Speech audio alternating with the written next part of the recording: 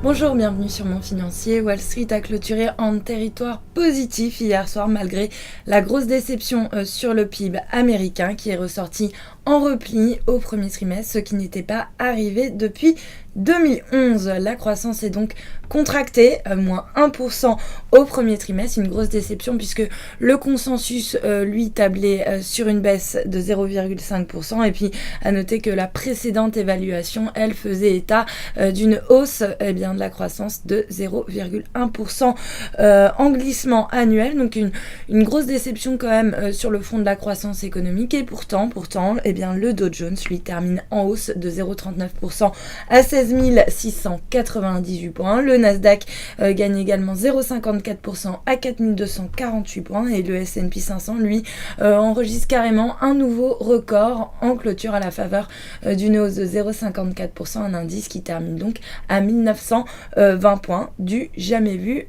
tout simplement. En Asie, à l'inverse, les marchés clôturent dans le rouge, plombés quand même par cette contraction de la croissance de la première économie mondiale. Au Japon, le Nikkei lui perd 0,34%, on termine à 14 632 points.